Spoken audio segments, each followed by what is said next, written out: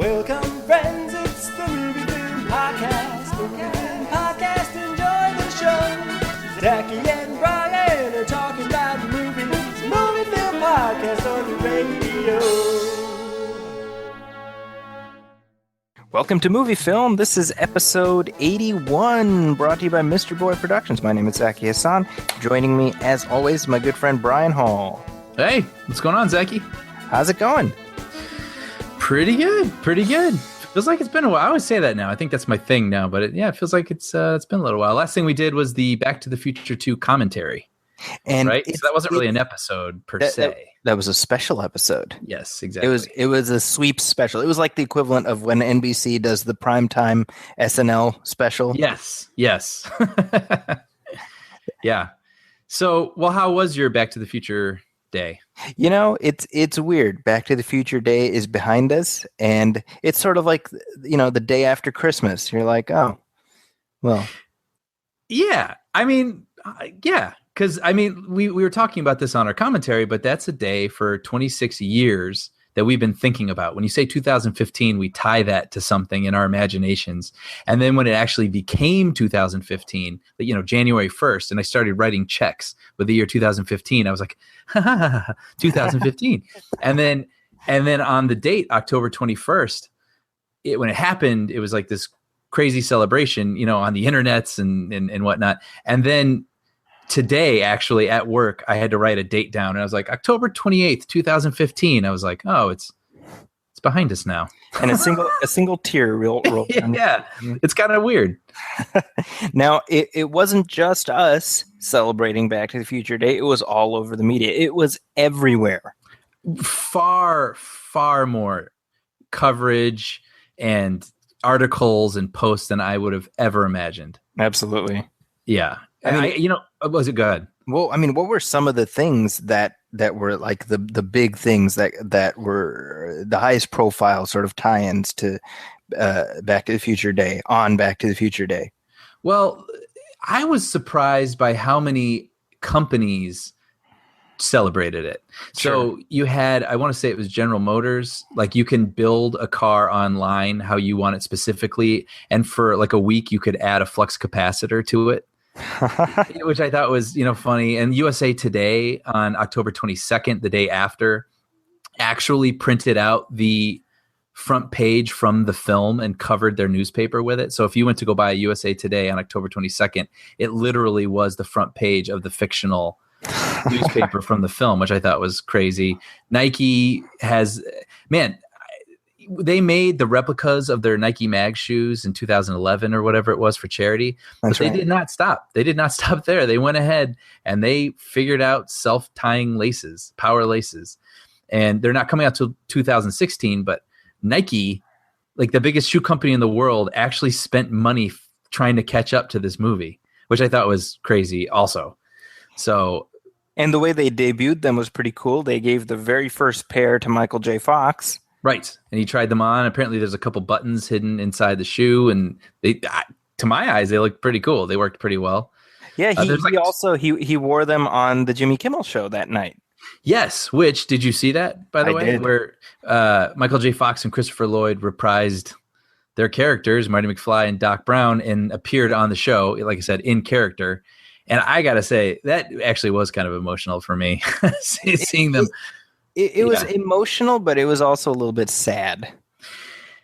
Yeah. You know, you can look at it two ways. I'll call it bittersweet. I don't know that I'll call it sad. There you go. But, you know, you have Michael J. Fox, who, as everyone knows, is, you know, struggling with Parkinson's. And so his behavior and his mannerisms are obviously visually different. And Christopher Lloyd is 30 years older, you know, and he's showing it. Yeah, you know, he speaks a little slower, but damn, like if he didn't go for it, you know, like I mean, he had trouble with the teleprompter maybe a couple times, but he went for it. Yeah, and it was just super cool seeing them in character, asking about the year 2015, stepping out of a DeLorean. And I love that they're still game to do it. Exactly.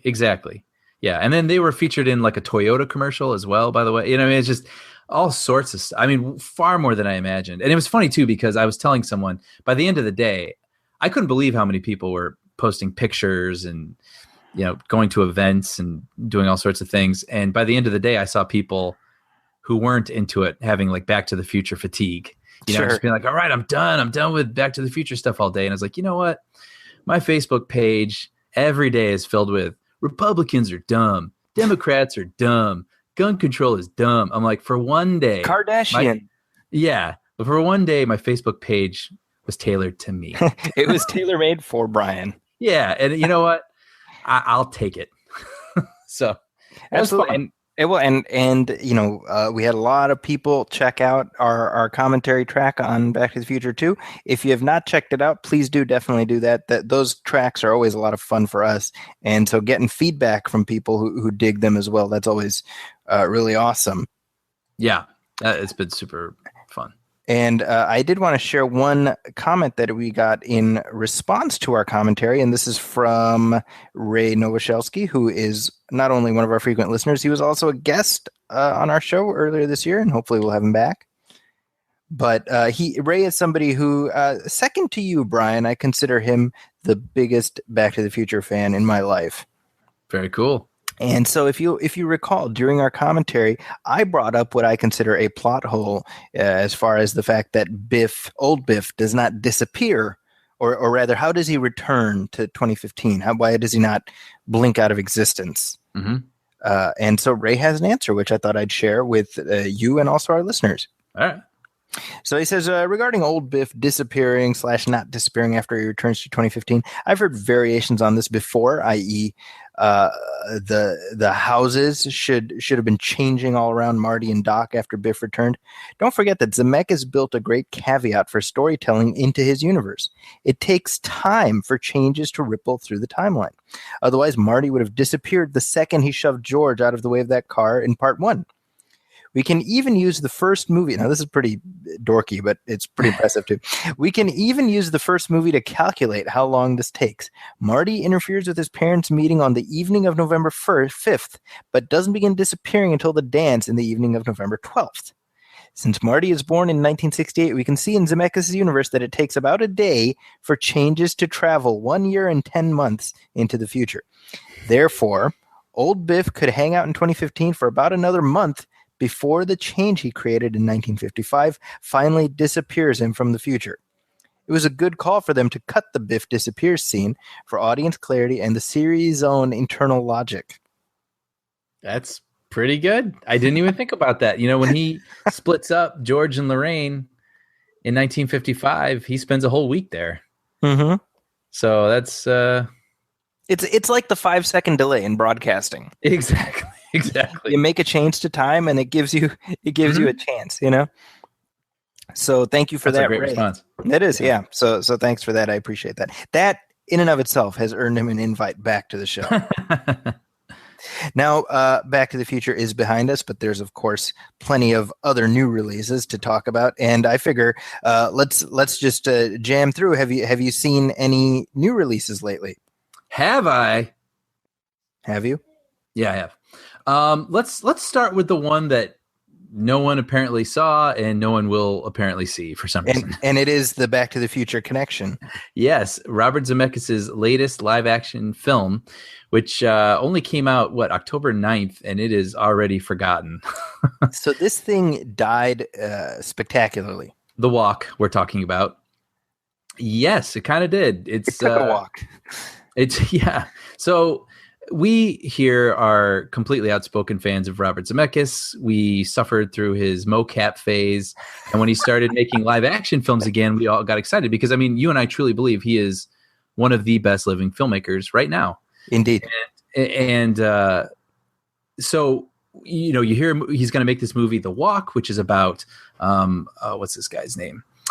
Philippe Petit.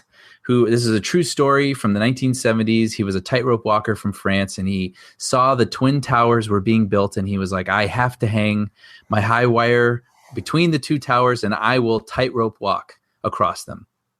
And this has been documented in a documentary called Man on a Wire, which I believe won the Oscar for Best Documentary. It's a crazy story. It's a true story. Robert Zemeckis is an amazing visual filmmaker. Boom, right? But people people did not show up, and it's kind of interesting. First and foremost, why do you think people didn't show up to this? Because people don't care about a guy who wants to risk his life for personal glory. That is a very good point. I'm going to put myself out here. I'm going to do something a little risky here on a film podcast. I didn't like Man on a Wire.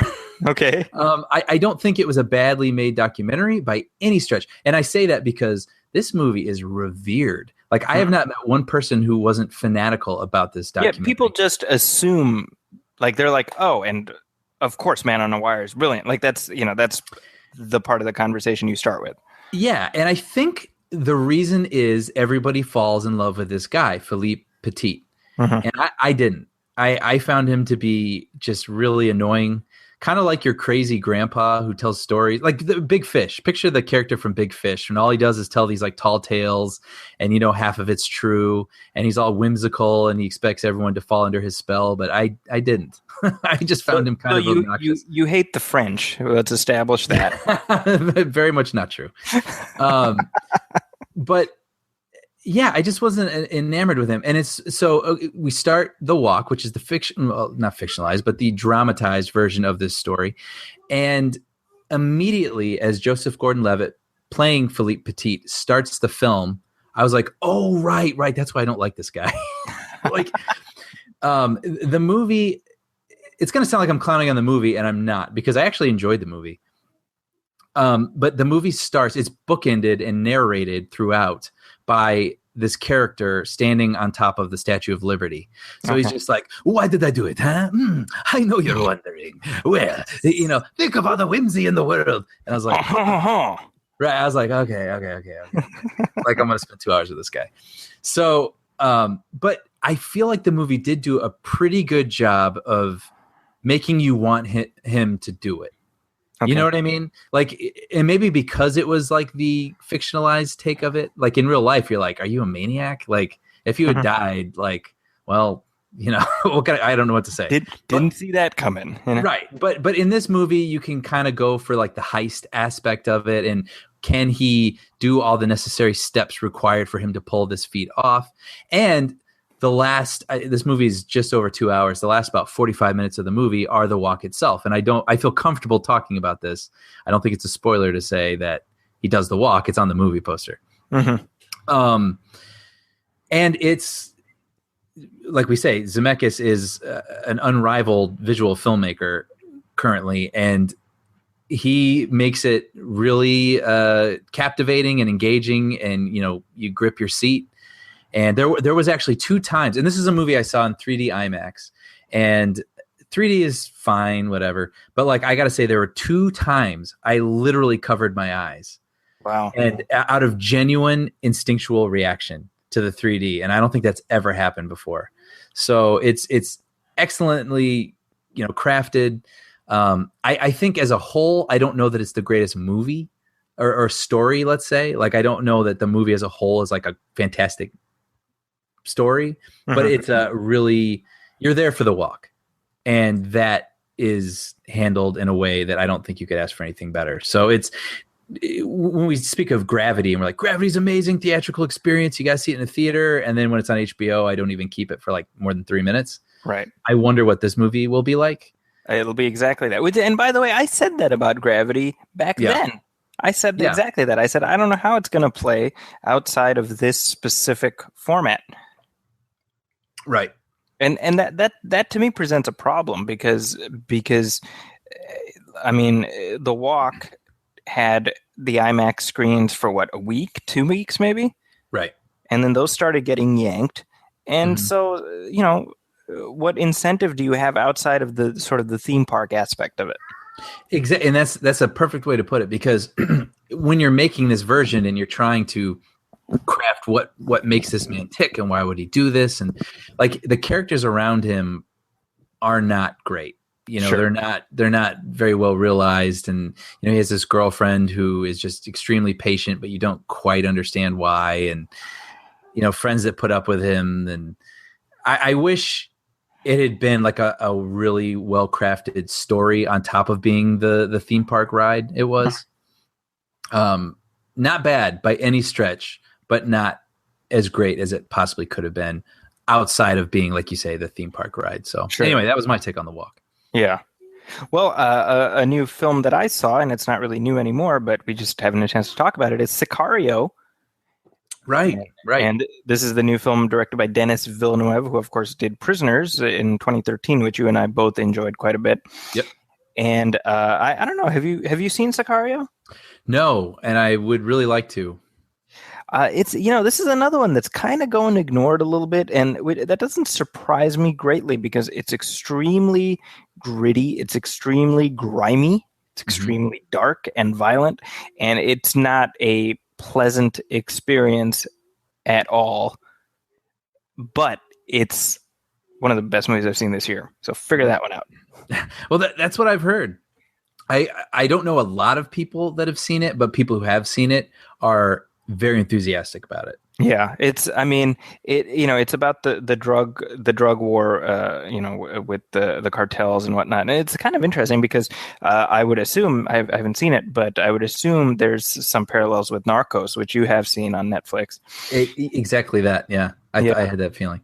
Benicio del Toro is he creates this fascinating character, and they're already talking about potentially doing a sequel that would develop his character some more. And I know some people have gotten a little upset because, the star of the film is Emily Blunt, and they're like, why wouldn't you have Emily Blunt? This is it's like doing Snow White and the Huntsman 2, and it's just the Huntsman, which they are doing. Right? However, while I think there's validity to that, I think that in the film itself, Emily Blunt, her character's arc sort of comes to a natural place where I feel like, well, you don't necessarily need to continue on with that character, whereas the Del Toro character, there's actually I'm curious to know more about him, Right. So there's almost, I really don't want to discuss it because it is one of those movies that's best experienced. Don't know anything about it. That's the best way to do it. But riveting. I can't wait to watch it again. Wow. Yeah. That's one I want to get out to see then. Definitely. Yeah. And now one film that I know you've seen is Bridge of Spies. Yeah. This is the latest from Steven Spielberg. And again, just like with Zemeckis, I know you and I, it's the same. You say, a new Steven Spielberg movie coming out. When can I go? Tell me when and where. I'll be there. Yep. And so I'm very curious. What did you think of Bridge of Spies? This stars Tom Hanks. This is his, what would it be? His third collaboration with Tom Hanks? Fourth. Fourth. Yeah. Right. Private Ryan, Catch Me If You Can, and The Terminal. So this would be number 4. Yep. Wow. Yeah. I like this movie. I liked Bridge of Spies. But I like it with the footnote that this is what we've talked about in here before. I like to call Papa Spielberg, where, this is the older, genteel Spielberg, the guy who made Terminal and Lincoln, and they're very soft and maybe a little hammy and, but earnest and in a good way. I mean that. And, you're not being yanked around through this story. Like he kind of puts you in a comfy chair and shows you a tale. You know what I mean? And it's a little romantic, it's about the Cold War, but it's also like it paints each side evenly, and there are, prickly people on each side, but there's also well-meaning people on each side. And so for that, I felt like I wish it had had a little more bite. Yes, I was gonna say snap, but bite is a much better word. I wish this movie had a little more bite to it, but it was a completely enjoyable movie. Sure. I mean, everybody does a great job. All the actors are great. The story is really interesting, and it's one that I didn't know. But it was just, I feel like my reaction is a little soft to it because the movie feels a little soft. Yeah. But you can't. I don't know what I can say bad about it. Like it's a cozy, smart, adult, easygoing film. You're definitely no. I agree with you. Easygoing is the wrong word, but I think you get what I'm saying. It goes down smooth. Yes. which is partly as a result of Spielberg's preternatural skill and Tom Hanks's preternatural skill. I mean, there's two great tastes that go great together. Right. and it goes down smooth. I love all the alcohol drinking metaphors I'm putting out there, given that I drink. So I have no idea what the hell I'm talking about. But I think that you watch it and you leave the theater satisfied, but I don't know that there's necessarily a huge urge to revisit it. Yeah. Yeah, and it's got a lot of really interesting things going on in it. I mean, this is a movie. It actually sort of switches what it's about as it's going, right? I mean, the premise of this movie is that a Russian spy is caught, and we need to put him on trial, and to give the appearances of that we're going to give a fair trial, they hire an actual American lawyer, and he needs to defend this person. But the case is already closed before it even begins. The judge is like, well, we're going to kill him, but we need to give the appearances of giving him a fair trial. But Tom Hanks's character is like, well, no, if we're going to give him a fair trial, then some of these things were mishandled, and we need to look at this and we need to look at that. And you know what I mean? It's a guy just like, well, you're asking me to be an honest guy. I'm going to be an honest guy and do my job. But then the movie even goes further than that and becomes a movie about negotiations. Right. And it becomes, we have a guy and then Russia has a guy. And it becomes about how do you have these like diplomatic conversations about releasing spies for each other. And that stuff I found really interesting. But again, it's very, like you say, there's not a lot of bite to it. It's a movie that exists largely on just this deep reservoir of fondness and affection we have for Tom Hanks. For sure. And one thing I will say is that as I was watching it, I was like, first of all, it made me a little sad to see Tom Hanks getting a little bit older, and you're seeing the lines on his face, and and you're kind of like, it's he's kind of over the hump of his prime stardom period. Sure. And that just makes you a little bit sad just because the passage of time, but anytime Tom Hanks gets to do his Jimmy Stewart persona, I'm a happy camper. You know what I mean? Absolutely. And what did you think of this movie? Is significant in one considerable way, which is that it's the first movie since the 70s that is directed by Steven Spielberg, but not scored by John Williams. Right. Middle 80s. It was The Color Purple. Oh, okay. There we go. Oh, right. Because Quincy Jones wanted to. Quincy Jones was a producer on that movie, and he insisted that he do the score. That's right. And so, I was really curious, and it was kind of a fascinating experience. Thomas Newman, who is excellent in his own right. Yeah. It was interesting because there was a lot of Newmanisms, and then there were a lot of moments that was like, are you sure John Williams didn't do this? And so it kind of made me wonder because, when you're editing a movie, and people may not know this, but every step of the way, you're trying to make it feel as complete as possible because you're always showing it to executives, you're showing it to test audiences. So you're always putting in temp music from other movies to score your movie so it feels as realized as possible so people can get their best, thoughts out regarding it. And it made me wonder if he had temped it. I mean, it would only make sense with other Williams music. Sure. And just, it had Newman be like, just do that. But I thought he did a really good job of splitting the diff. Yeah. And I thought it was good. It was a good score. What did you think?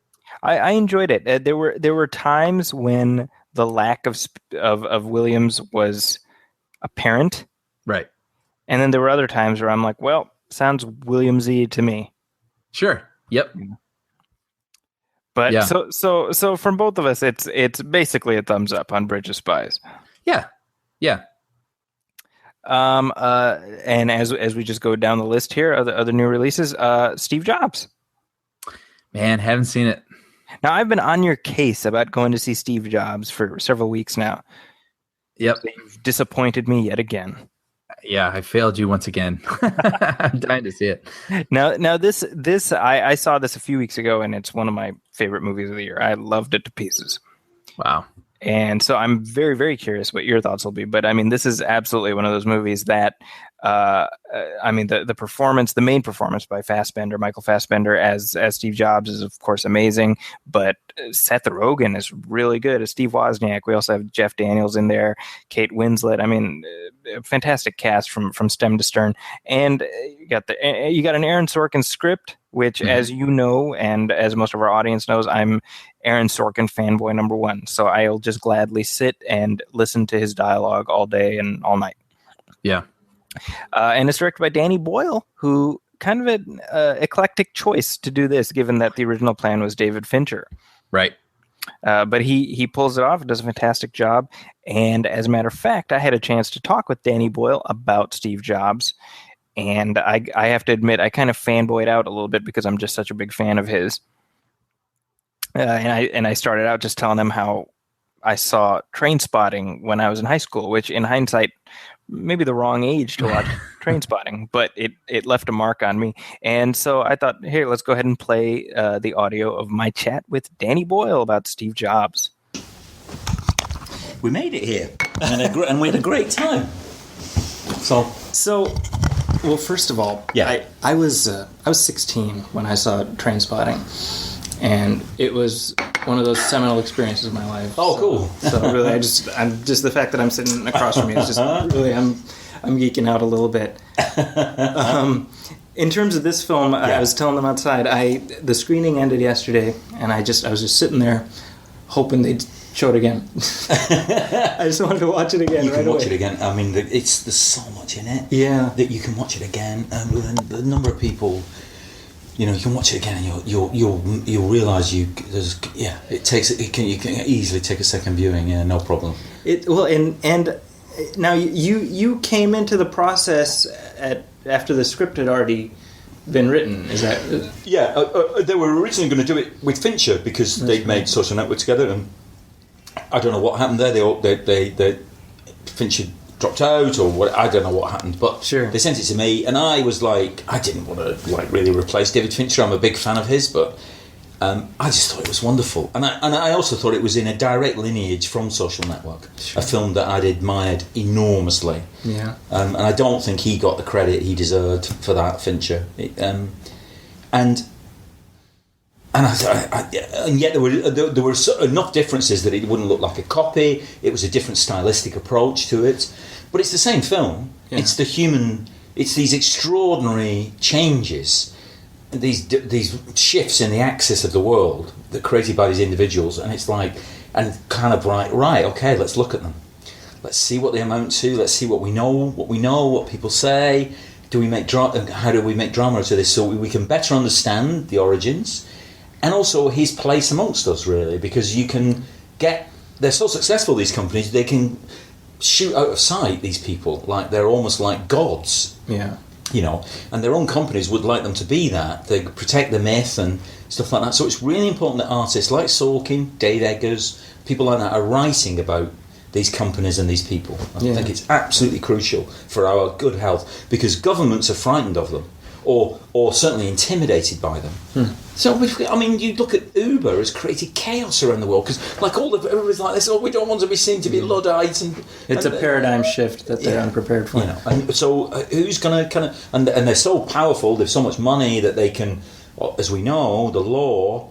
You know how answerable to the law they are. There's a big case going on at the moment about Facebook in Europe and the opt-in opt-out thing.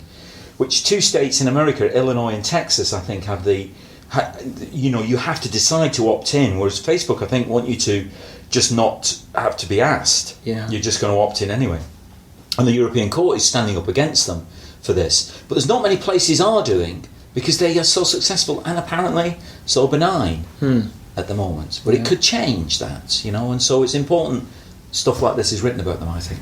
Well, and I think it's fascinating that we're talking about the paradigm shift because the film starts with that, we have that archival footage of Arthur C. Clarke. And, I love the fact that, of course, and I'm sure by design, right, he's talking about things that we all do. This is what we use the internet for. And back then it's like, oh, wow, this is science fiction. This is 2001. People forget that. There's no way you can remember. I remember, because it used to be on the news, these computers were rooms of steel grey monsters with blinking lights on the top of them and huge reels going round, and they were incomprehensible, but they were frightening because their computing power was suddenly like they could do what you did a chess master. They could beat a chess master, and it was like, oh my god, are they going to... You wake up in the morning with it. I mean, that's like, wow.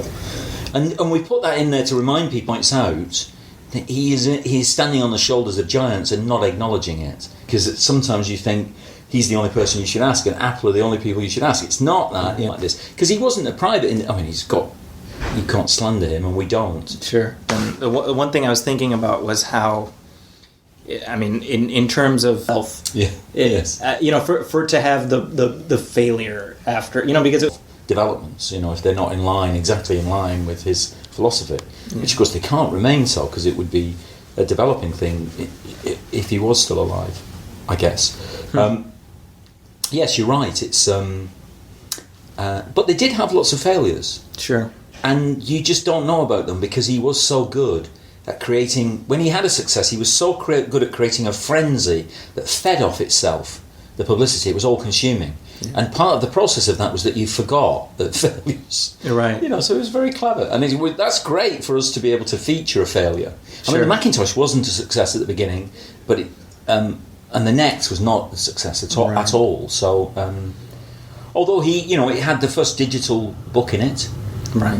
Which he wasn't shy about comparing himself to Gutenberg in the printing press. He said that, and in many ways he was right. He had the Shakespeare, the annotated copies of Shakespeare in it, and it's the first digital book. Yeah. So that was in the NEX, and supposedly, I don't know enough about it, there are elements of the OS that we still use on the phones that was in that NEX machine that Avi Tevanian created, supposedly. But can you talk about the decision making that went into the 3 slices that you chose? Specifically, I'm thinking about there's the iMac. You could have picked the iPod. You could have picked the iPhone. What was it about the iMac that made it sort of a juncture point? For me, I mean, for Aaron as well, it's the enormous. That is the sea change, because I think that not only it was a hit before it came out, they knew this is going to work. Everybody wants it. Sure. Whereas it wasn't the case with the Macintosh. Mm-hmm. And obviously you get that parallel between that, because Joanna literally spends the first scene telling him we're not going to sell 1 million copies in the first 9 months. And then she goes in the scene and says we are going to sell 1 million in the first 9 months. Right. But I think it was the one where it's the first step on truly personal. Because when he says at one point, look at the Macintosh, and do you see how its face resembles a goofy grin? Yeah. And you go, I'm not quite sure it does, actually, to be absolutely honest. And that's the reality distortion field. But I can see when he revealed that computer, and I remember that computer thinking, fuck, this is cool. I want that. Right. I don't really understand it, but I want it. And that desire, that sense of it being something that you're attracted to and want it to belong to you and you to belong to it, it began. And it was a bit bulky to take to bed, obviously, but that was the beginning of the process by which, and now we do take them to bed. That's amazing.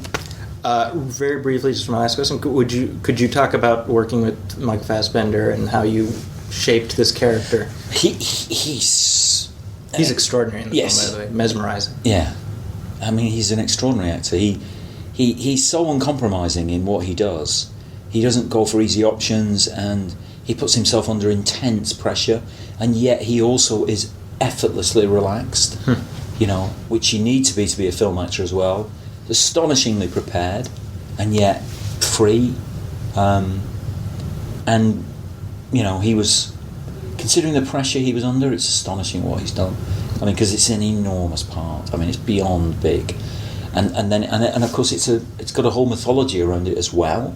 You're not just playing anybody. Everybody's going to have an opinion about you, because everybody's got an opinion about you. So he's under staggering pressure. But that's the kind of boldness he has as an actor, and when you combine that with Aaron's boldness of approach in terms of the 3-act structure rather than a biopic, and everybody's encouraged at each stage of it to be bold, and to try and do it boldly and to take risks, because he did.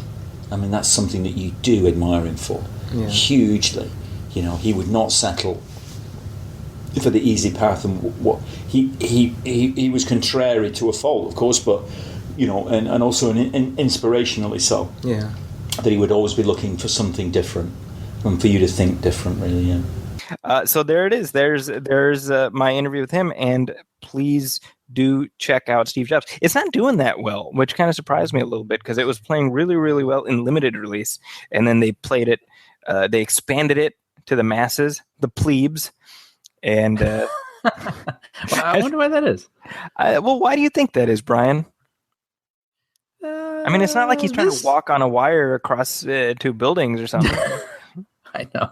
Well, this feels like a November, December movie. Like, this feels like a movie you get a screener of around award season. But like, I don't know what that means to people. Like I don't know if you get in a certain mood in a certain time of year to see more awardsy movies. And right now people aren't in that mood or something. Like, school's starting, it's October. I don't know if that has anything to do with it, or if people just don't care. Like, if Steve Jobs is kind of known for not being the greatest guy. I mean, we like his products, but do we want to see a guy being a jerk for 2 hours? Like, I don't know. Yeah, I can see that. It's a shame because it's there's so much craftsmanship at work here in terms of just how the whole thing is put together that it does deserve to be seen. But unlike The Wire or The Walk, excuse me, it does not need to be seen in an IMAX 3D experience. So you can watch it on Netflix and you'll be fine. Yeah. Yeah. But moving on, we do have some headlines to discuss, so let's blaze through them. So right up top, the Terminator franchise. Yes. How you feeling about the Terminator franchise, Brian? Well, this is the thing. We are in love with Terminator 1 and 2, and they have made 3 films after that we have not loved. But I would put money down that you and I would go see the 4th. Well, this would be the 4th. The 4th after the ones that we love. Okay. The 4th mistake. We would go see the 4th mistake because we are so in this universe, right? Sure. Well, I think that'll be the title of the next one that they make. It'll be Terminator Mistake. MYSTA. Yeah. Right. So the last one. Now we've sort of stuck a shiv in the corpse of this movie several times over the past few months, but it's worth repeating. This movie did not even break 100 million domestically. That's bonkers. Yeah, and it didn't even make 90 million domestically. It's just under 90 million. Wow. Right. So given how much it cost, which is substantially more than that, that's worrisome. However, it made more than $350 million internationally. So that puts the total at almost $450 million, which is quite a bit. And I think that's some kind of a record. Like, it's the first time a movie has not even broken 100 million, but it's made that much worldwide. So in other words, there is an audience for these movies. Globally. Yeah. A stupid audience for these movies. Well, and that's just the way of things now. Like, it used to be we only paid attention to domestic box office, but like now when you read, the trades or whatnot, or Box Office Mojo, I mean, it's really worldwide. That's the number that matters now. And really, it's not even worldwide, it's China. It's true, because people weren't even thinking about this movie. It was done and buried, and then it opened in China and it became a story again. So China has become second only to the United States in terms of being able to make or break a lot of these films. And by the way, just tangentially, China has helped push Ant-Man to over $500 million worldwide. Wow. Now, let me ask you something. Did you imagine a year ago that Ant-Man would have been a $500 million hit? No. Right? I mean, it's easy to wrap my head around possibly a year ago, but let's say like even 5 years ago, like Ant-Man. Sure. Right? Yeah. So Terminator Genesis has actually done pretty well. Yep. Box office wise. I don't know how well it's done even when you factor in how much it cost. I don't know that even $450 million is enough to cover the costs. Yeah, with marketing and whatnot. Right, because it costs probably something like $250 million, something like that. Wow. And then, they say a movie needs to make 3 times its budget. Yeah. So this is not in the clear by any stretch. So there was some question: will the Terminator franchise be back? And where are we at with that? It seems like the answer is yes or no, depending on what day of the week you ask. Yeah. Well, we have a quote from Skydance Media Chief Creative Officer Dana Goldberg. She was talking about it. And when asked if the movie franchise was on hold, she said, quote, "I wouldn't say on hold so much as readjusting." And she goes on, "Happily, we live in a world where the domestic number doesn't have the level of importance it did 10 or 15 years ago." She's saying, we play to a worldwide market. But she adds, we're not taking the domestic number lightly. So it sounds like, yes, we're going to make another one, right? Because globally, these movies succeed. But they're not going to forget that America didn't like it. Sure. And another quote they said here that I thought was really interesting. It says their company is going to use data and research to do a worldwide study and really talk to audiences about what they loved and what maybe didn't work for them, so that the next step we take with the franchise is the right one. So they're basically going to test market. What do you want from a Terminator movie worldwide? And try to we can make money off these movies. So we need to make another one, but we want to try to make the one people want. And I saw some people reacting negatively to this online, but I was like, I kind of respect it, honestly. I mean, it depends on who they're asking. And I mean, this could go a completely stereotypical way where they're like, we hear people don't like, brown shirts right now. So we're going to make sure to have no brown shirts. You hope it's not one of those silly things. Sure. But you do hope that they're like, okay, we hear you. You didn't love it. Why? Okay. What do you want to come out for? I think that's cool.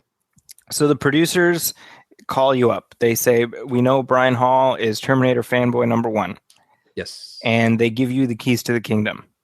Man. What do you do for the 6th Terminator movie?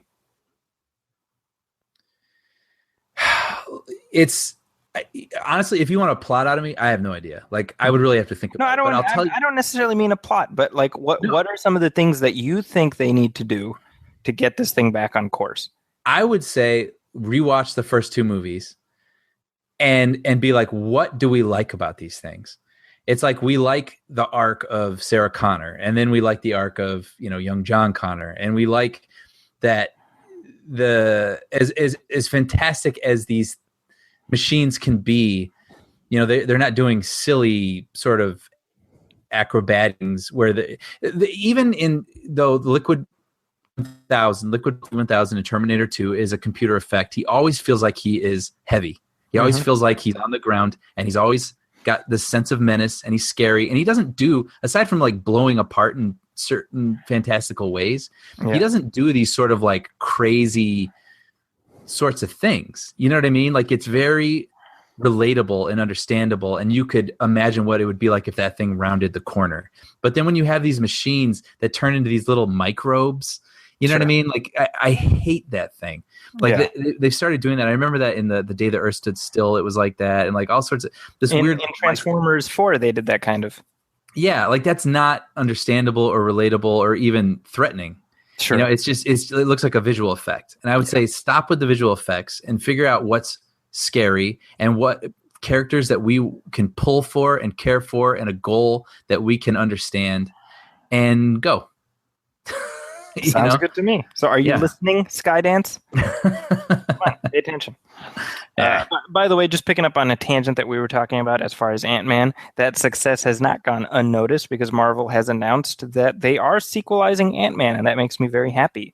Yeah. Ant-Man and the Wasp, which if you watch the film, you know that Evangeline Lilly is teased as becoming the Wasp right before I think it's the mid-credits scene. And that's going to open in 2018, so July, same weekend or same month, but in 2018. And Marvel actually adjusted their Phase 3 plans to kind of shoehorn in another Ant-Man movie, which makes me happy. Yeah. That's a film that, the more I have thought about it, my fondness for it has grown. I think it's definitely my favorite sort of superhero flick of this year. Yeah. Of course, that's relatively easy to say because, I mean, other than Ant-Man, it's what, Fantastic Four and, Avengers 2. and Avengers 2, which, I mean, I liked Avengers 2, but I preferred Ant-Man to it. If you had told me Avengers 2 came out last year, I'd believe you. Isn't that funny? Yeah. Yeah. It feels like a while ago. Yeah. Now, also a while ago was the last Indiana Jones movie. That was 7 years ago, Brian. 2008. 7 years ago. Well. And if you recall, as soon as that one came out, they started talking about the fifth one. Yep. And life has moved on, and there hasn't really been any movement on it. Now we've spent some time talking about the next Indiana Jones movie, which we're sort of taking as a given that there will be an other Indiana Jones movie. Because Disney acquired the rights to them for a lot of money. That's exactly right. And we sort of took as a given that, well, Harrison Ford has, he's had a good run, but it's time for younger blood, and they're probably going to recast it. And of course, excuse me, they were talking about Bradley Cooper at one point and Chris Pratt, just rumored. But now we have word from Frank Marshall, who is the producer of all 4 extant Indiana Jones movies. And one assumes he'll have some involvement in this next Indiana Jones movie. And he says they are not going to recast it. Yeah, said they're not going to do the Bond thing. Right. Yeah. So what does that mean? Is it sort of like the Indiana Jones Chronicles, and then featuring, another, Nevada Smith? Is it going to be his student? Yeah, exactly. Is that what they're thinking? And it's all in the same universe as Indiana Jones, and maybe he is in the background. Good of Lord, some is of these this another shared universe, Brian? I don't know. I don't know exactly what that means, and it's kind of interesting. Well, you know what it means to me, and they could always go back on this because he even said they haven't even sat down to talk about Indy 5 yet. But it makes me wonder if what he's trying to say is Harrison Ford isn't finished as Indiana Jones. Sure. So let's not get ahead of ourselves yet. Yeah, like there's one more. He has at least one more go around in their minds as the character, which is, like you said, 7 years have passed, and in 2008 he was looking kind of old. And I don't even mean just like he looked old, because of course he is older, but like he looked slower, sure, in the films. And so you got to think now. I can't even imagine what that would look like, to be honest. I mean, I don't think it would look natural to see him jumping off of precipices and Well, that's kind of the thing. Harrison Ford is currently at present he is 73 years old. Okay. Right. So at that, let's say they were to start filming tomorrow. The soonest this thing would be out, he would be 75. Wow. And is that just too old to be? That's like 2 years shy of the average lifespan of the American male. Now, bear in mind, Brian, George Hall, who played Old Indy in the Young Indiana Jones Chronicles, was 75 years old when he played that role. Wow. Now, he was playing Indy as a 93-year-old. And he looked like one. Yeah, but he was, in fact, 75 when he played that role. So, now Harrison Ford looks great for a decrepit old man. For a 73-year-old, he looks great for a 73-year-old. He absolutely does. Yeah. However, I don't feel, I feel like Harrison Ford has been tempting fate a lot lately, between crashing planes and the Millennium Falcon landing on his leg, and so I'm kind of like, Harrison Ford needs to take it easy. Yeah, I'd be okay with that. So I'm sure Flockhart would be okay with that too. Exactly right. Callista Flockhart, by the way, is a supporting character on the new Supergirl TV show, which I haven't seen. How is that? It's quite good. It's very sweet. So I've heard. Yeah, it's charming. It's not nothing earth shattering, but it's a lot of fun, I would say. So worthy of a look. But the question is, and your point is a good one. Like, maybe all Frank Marshall is saying is he's not done yet. Yeah, don't count him out. However, it sounds like Harrison Ford is Indiana Jones, period, full stop, end of conversation. Yes. And if that's the case, is that my question is twofold. Number one, is that what Disney wants? And number two, does Frank Marshall have any say about what happens with this series? Is he still involved? That's a good question. Well, his wife kind of owns it now, right? Ah, that's true. Oh, well, good point. I forgot about that. He's married to Kathleen Kennedy, of course. Yeah. Yeah. But maybe she's kind of like, she's okay, here, honey, and she kind of pats him on his head, and right. Yeah. You can have Indiana Jones, and I'll have Star Wars. And by the way, one tangential thing it's worth pointing out here is that while Spielberg and Tom Hanks were out promoting Bridge of Spies, they were at an appearance, and somebody was like, "Oh, you know how you guys have made so many movies together," and he either seriously or jokingly said, "Well, I'm probably going to do Indy 5 with Harrison."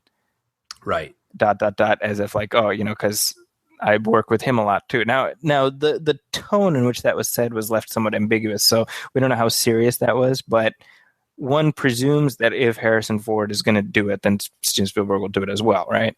Right. Oh yeah, for sure.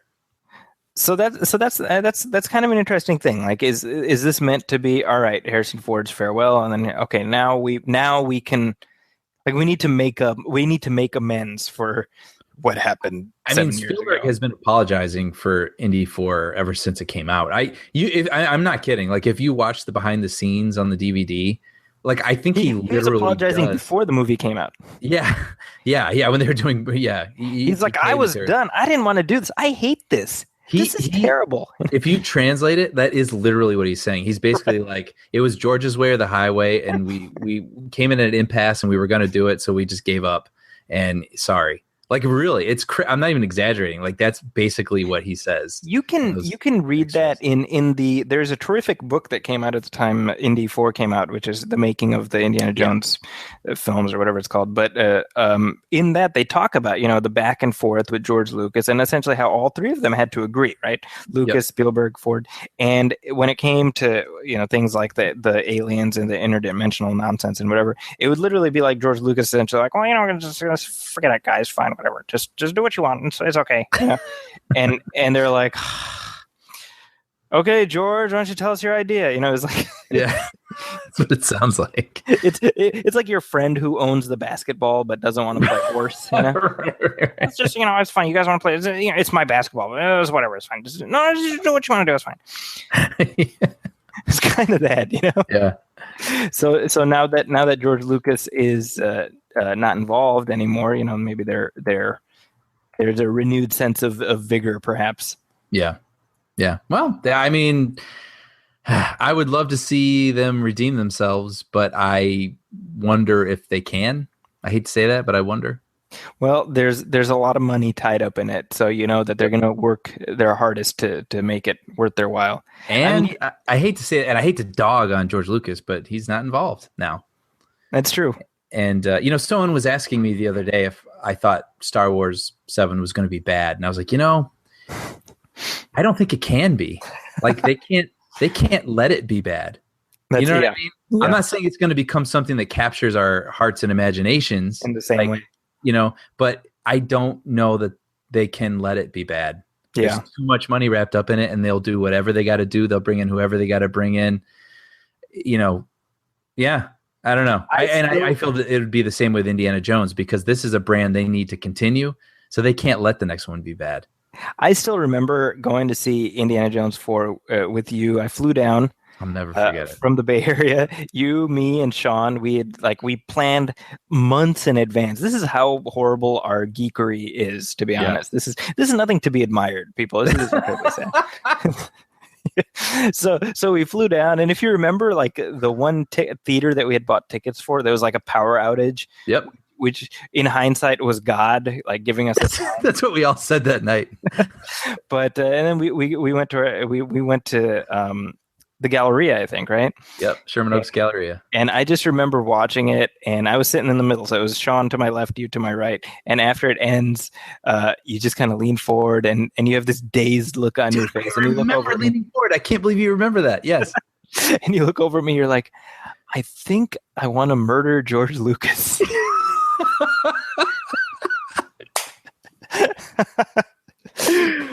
And the rest of that night was just us kind of going through the stages of grief.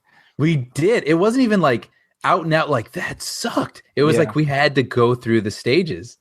Yeah. That is so funny. That was one of my most memorable movie-going experiences ever. I remember it. I can't believe you remembered exactly how I remember it. So obviously it was true. Very well. Although, in George Lucas's defense, I have to say, just earlier today, I was reading about how he's giving USC a $10 million endowment for Black and Latino students. Right. Just like that. So let those kids complain about how he ruined their childhoods. Well, I was going to say his philanthropy is phenomenal. You know what I mean? He seems like the greatest guy. And you cannot deny he gave us Star Wars. Sure. I do feel bad. I mean, it's easy to complain about a lot of things, but at the same time, I hate that has to get like mixed into the pot with all the negative stuff. It's like, but the prequels, Yeah. By all accounts, he's a wonderful human being, and we should really he just seems like a genuinely decent, good, humble guy. Right. And it's funny because I was having this conversation in one of my media classes. It's like, what would you do in that position where you create this thing that's beloved and people are like, we want more of this. So you're like, all right, here's more. And then people are like, this sucks. Stop doing it. Yeah. Yeah. Give somebody else your thing because you suck at it. Yeah. You know what I mean? And with that intensity. Yeah. Right. Yeah. Literally he's had people come up to him and be like, no offense, but like you ruined the movies. Like that's what you'd say if you have an opportunity to talk to George Lucas, Yeah. Some people suck. I know. They suck. Anyway, speaking of things that suck. This could go anywhere. Yes. It's really good. Well, no, I wanted to talk about Community season 6. Which did not suck, by the way. It was really good. It was it was not the show at its prime because I think, there's several cast members that were missing, but you and I were huge Community fans. Mm-hmm. I fell off the ship a little bit, I will say. But there at its peak, I was really into it for several seasons. Yeah. Did you watch season 6, which was a Yahoo exclusive? I watched the first episode, and I just completely forgot about it. Yeah. Well, I'm the same way, and I think part of that is because the only way to watch the thing was online or via Yahoo's app. Yeah. And I was like, well, if you can't have a Yahoo app on my Blu-ray player, then I'm just not interested in this amazing original content. It's kind of true. On my PlayStation, I was like, all right, where's the Yahoo app? There's no Yahoo app. Okay. Yeah. Exactly. Yeah. So anyway, the punchline to all of this is and I'm kind of with you because I have not finished all of the 6th season of Community, but there were too many of us in the similar boat because Yahoo is taking a loss to the tune of $42 million on Community plus whatever other original programming they had at the same time. They had like a Paul Feig produced thing, right? Like some sort of show? I believe so. Yes. Yeah. That's right. That sounds wow. That is, we were talking about this a little bit, I think, over Facebook, and it was like, yeah, I didn't watch it. But at the same time, I really respected what they were trying to do. I mean, they were trying to break ground here, and they're like, look, we got this show. It's got this loyal fan base. We can't get it on network TV for reasons, but like we can still pull this off. Like we're going to try something crazy and different. Like, will you follow us? And nobody did. The answer was a resounding no. Yeah, there's something that's kind of a bummer about that. You got to appreciate how out of the box Dan Harmon was thinking, and also Yahoo. Sure, they tried something, and I respect that. It's a bummer it didn't work out. Yeah, so I mean, now of course the prophecy is 6 seasons and a movie, right? Is the movie still something that could happen? I concede that if they were to kickstart a Community movie, people would kick in the money for it. Yeah, I agree with that. So I feel like they should still try it and get Donald Glover back, get everybody back that they can, notwithstanding Chevy Chase. Or what the hell? Pay him the $50 that he needs. I mean, come on. It's not like... and make it happen. Make the prophecy come true. Yeah, I don't know. I'm after this whole event. I wonder.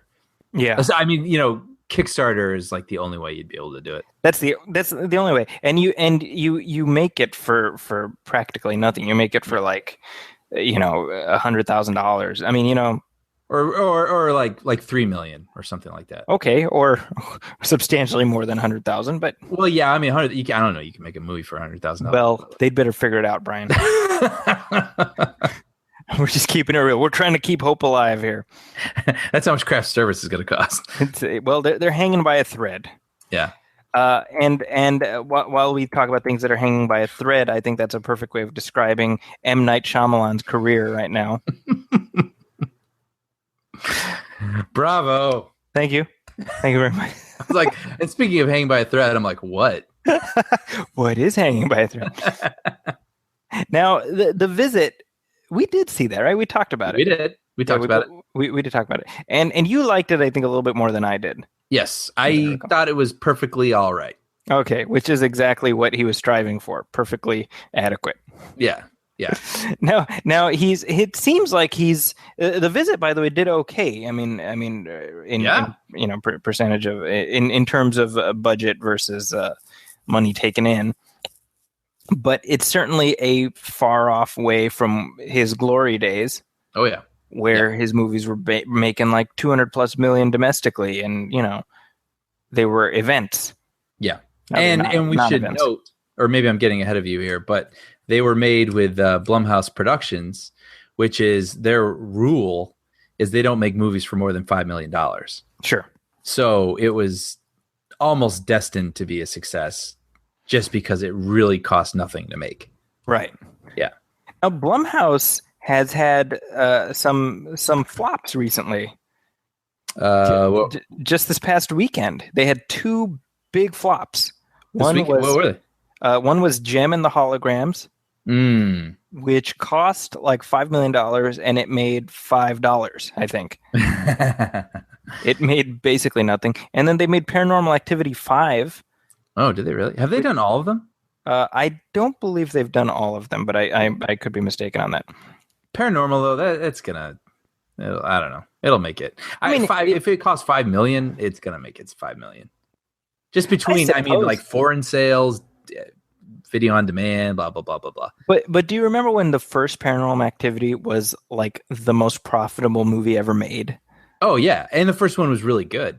See, well, it seems we're very far removed from that. Yeah, and I mean it's like by the nature of when you make like Saw 8, like it's done, like stop, like you're not gonna stop, but just stop. And I think that's kind of where the Paranormal Activity movies are. Like you did this, a door moving 2 inches on night vision is only scary once. Sure. You know okay. what I mean? Yeah, absolutely. I totally get what you're saying. Yeah. So anyway. so his Shyamalan's next film is another Blumhouse film. It's called Split. And, Split the Diff. That's what it should be called. Sounds like a dancing movie. Yeah, exactly.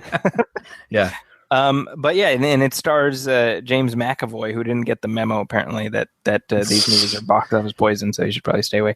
But and James McAvoy replaced I want to say like Joaquin Phoenix. Yes. Yeah, I think so. Who did get the memo? Joaquin. Yeah. He's going off to star in Split the Diff. He plays Johnny Split, and the Diff is the hottest nightclub in town. All right. Wow, that movie will get made. Split the Diff. Now that you've said it, it will get made. Doesn't that sound like a sitcom or something? Like it sounds more like a bad 80s sitcom. Yeah, right. Johnny Split. Yeah, just couldn't catch a break. So Split comes out January 20th, 2017. And it seems like Shyamalan's wheelhouse is now the micro budget cheap scares movies that you forget instantly.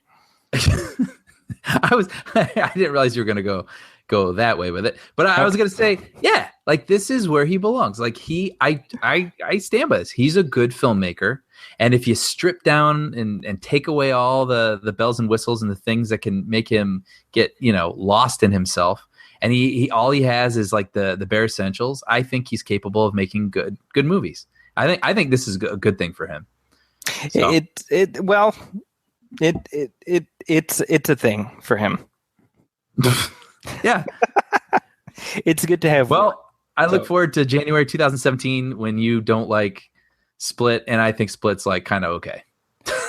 That's you're probably making an accurate prediction on how this will all shake out. Yeah.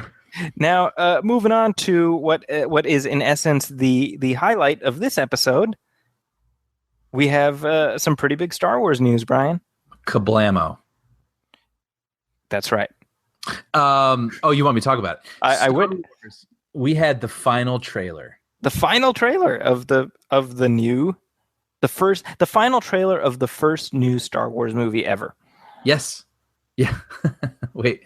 Yes. Well, the first Disney Star Wars movie ever. Yeah. Let me put it this way: this moment will never happen again. No, because Star Wars is going to become ubiquitous. Like a new Star Wars movie will not be a special event. It'll just be this thing everybody kind of looks forward to. It'll be like the new Marvel movie. Yes, exactly. But this is a sequel to Return of the Jedi with Luke and Han and Leia in it. Right? Yes. And that's unknown. And we don't know what that's going to be like. So yeah, this is very special. So what they have been, we've talked about this before, but what they've been doing so brilliantly is they're telling us nothing about this movie, but they keep giving us footage to reassure us this is exactly what you want to see. Yes. And so I would say that the third trailer falls in line with that. It's more of the same, but in the best way possible. They gave us new footage that we haven't seen before. We still don't know what's going on, but it definitely looks like Star Wars, right? Yeah. So this thing's probably been talked to death already at this point. Isn't that funny? I think it debuted just a week ago, but it already is like, well, I guess it's old news now. But I think what will make it interesting is that you and I weren't sold on it immediately. Sure. Correct? Yeah. So what was interesting was it debuted during Monday Night Football, and I had it on my DVR because I had to work late and blah, blah, blah, blah, blah. So everybody online is like freaking out about it. I'm like trying to avoid all this stuff. I pull up, the trailer. I'm ready to start it. And I was like, yeah, I love this. You can see the new character, Rey, which is another thing, by the way, I find really funny that I'm seeing people's kids dressed up like the villain. What's his name? Kylo Ren. Mm-hmm. And I know this girl's name is Rey, and people are dressing up like Rey. We don't know these people yet. Like, what if we... Anyway, I just find that amusing. And I'm like, here we go. She's scavenging like a Star Destroyer. This is if I were to think of what a movie would be after Return of the Jedi, this is exactly what I want to see. But then there was just something that felt off to me. And we pinpointed it because we've had time. And to me, it was the music. Yeah. The music, I would have put money down immediately and safely saying that it wasn't John Williams. And days later, I found out that it wasn't. And I knew it. And what threw me off about it was it felt kind of modern. Sure. The music, it was like a modern reworking of the Star Wars music. And I was like, that's fine, but it doesn't feel right. Right. And it threw me off a little bit. And I had to watch the trailer a couple more times to kind of, let it soak in.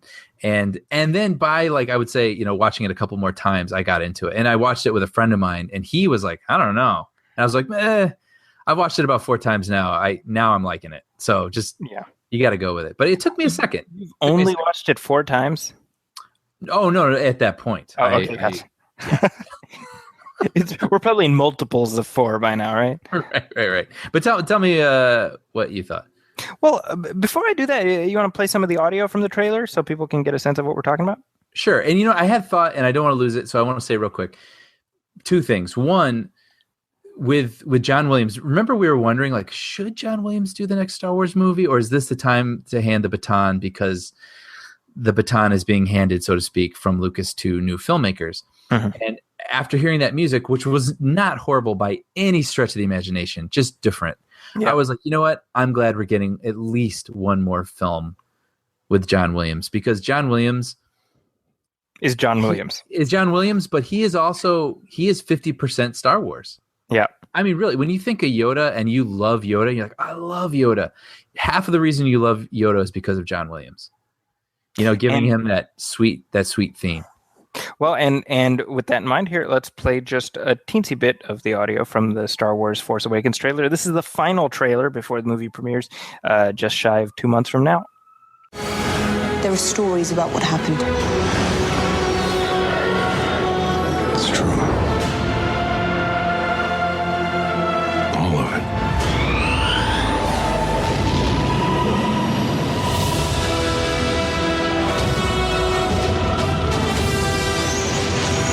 The dark side. A Jedi.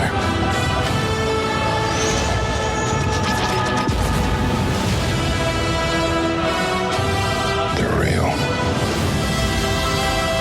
Yeah, so that's pretty awesome. Oh man, yeah. And you know what? And what I've come to grips with, and again, why I think part of me was like, but then eventually I was won over, was because this. I think this is what this movie is.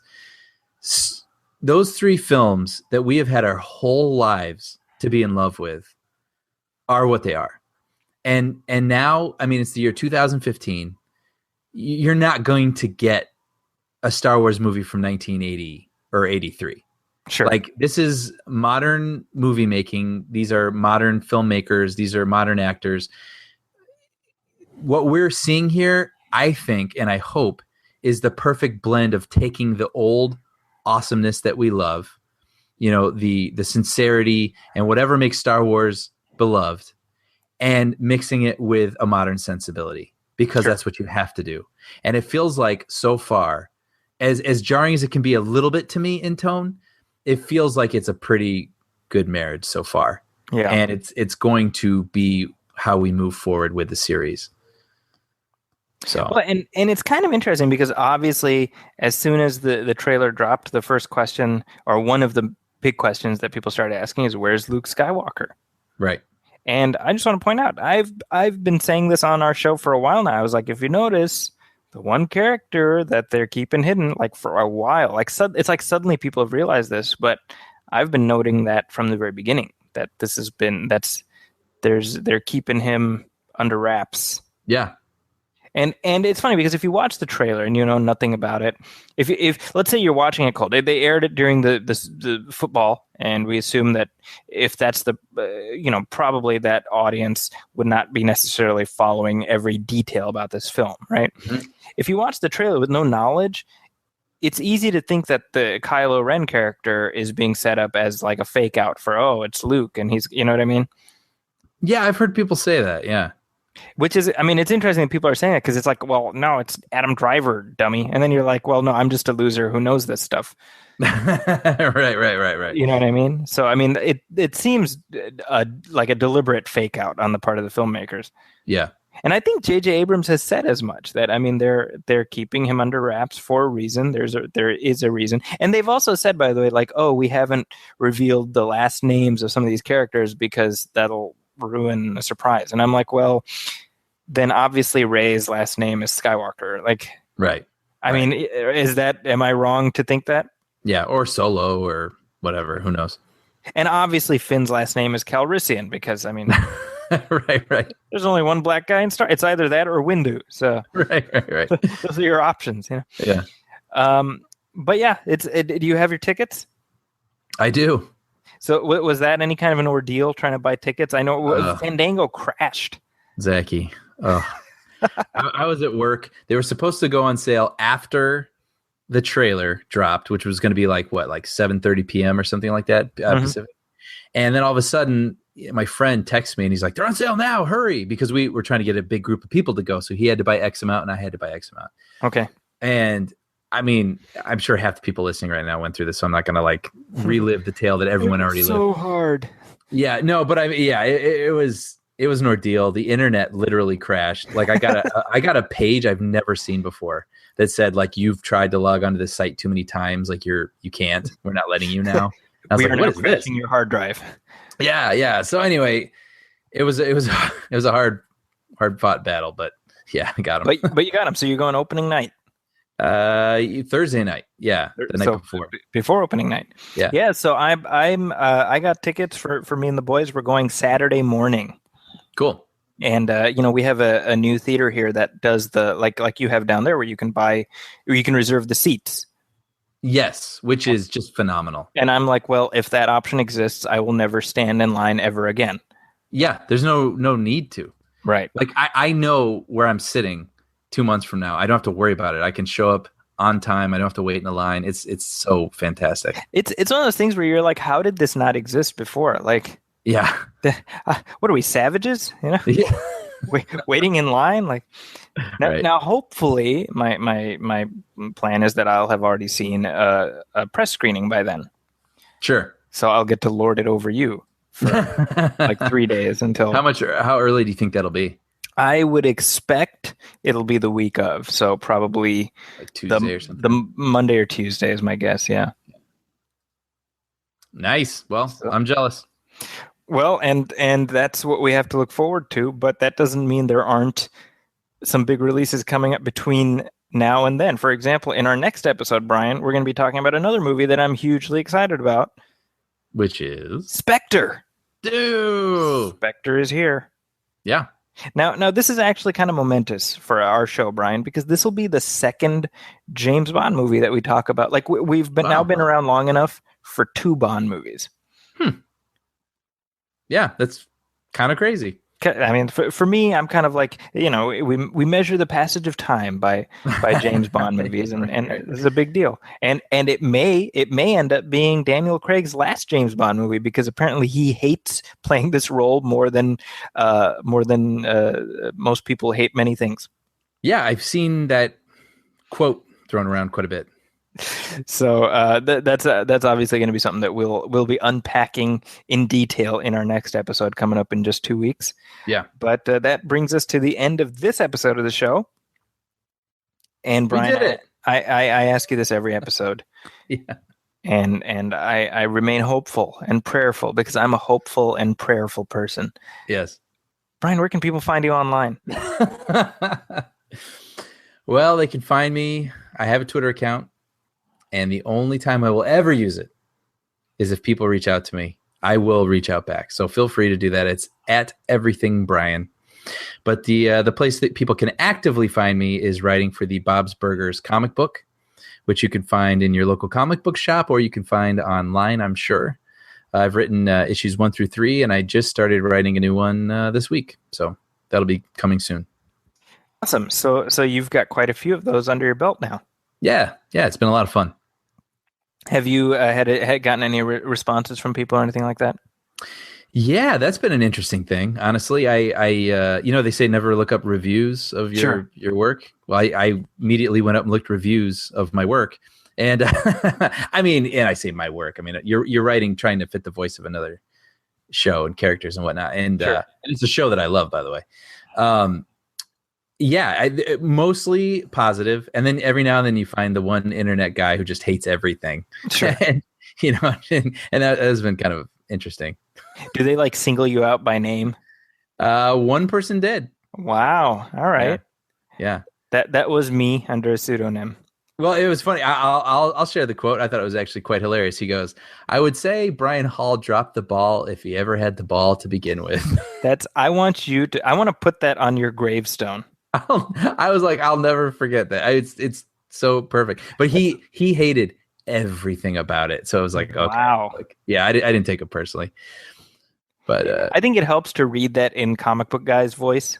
Yeah, exactly. But I will say this: the comic book has been selling out everywhere. It's Dynamite Comics publishes it, and it is their highest selling title. So that's been doing really well, and people who are fans of the show tend to really love it. So, well, I've hyped it up before, and I would do so whether or not you were my friend. So the fact that you are my friend is just kind of the gravy on top of already a solid book. So I appreciate it. Kudos.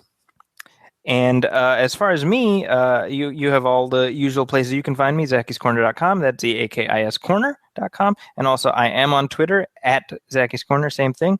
And I wanted to briefly mention a podcast that I was fortunate enough to guest on just 2 weeks ago. And this is the Out Now with Aaron and Abe podcast. And this is episode 213. Aaron Newerth, by the way, is a film critic of some distinction as well. And it's very gracious of him to invite me on his show. We talked about Crimson Peak, which I have not seen, and Bridge of Spies, which I have seen. And I had a really good time talking with them. And I enjoy their show. I've actually listened to it for a little while now, and I do enjoy it. There's a lot of podcasts out there that some of them you realize like Brian, what we do, we're not unique. Right. You know what I mean? And there's movie podcasts. Some of them, they're just hosted by a bunch of scumbags who don't know what they're talking about. They have no business talking about movies. This is not one of those. This is one of the good ones. So I recommend adding it to your iTunes subscription. It's called Out Now with Aaron and Abe. And if you want to listen to the episode I'm on, it's 213. But either way, do check out the show because it's a good show. I'll check. I got a plane flight tomorrow. I'll download it tonight. So there you go. Perfect. Mission accomplished. Yeah. And as far as our show, you can, of course, find us at moviefilmpodcast.com, as well as our Facebook page, facebook.com/moviefilmpodcast. We're also on TuneIn Radio. We're also on Stitcher, and we are on iTunes. So please do write us a review, leave us a star rating, let us know how we're doing, because that's how we can keep improving the show. And every little bit helps. So even if you just go to iTunes and put a star rating, that'll help us out. So please do that. Mm-hmm. And I just said doo-doo. I didn't even notice. But with that, Brian, that wraps up this episode of the show. Hey, been a pleasure. It as always, the hour just breezes by. On behalf of my colleague Brian Hall, my name is Zaki Hassan. This is the Movie Film Podcast, and we'll be back in 2 weeks talking about Bond, James Bond. Thanks for listening. Welcome, friends, it's the Movie Film Podcast. Movie Film Podcast, enjoy the show. Zaki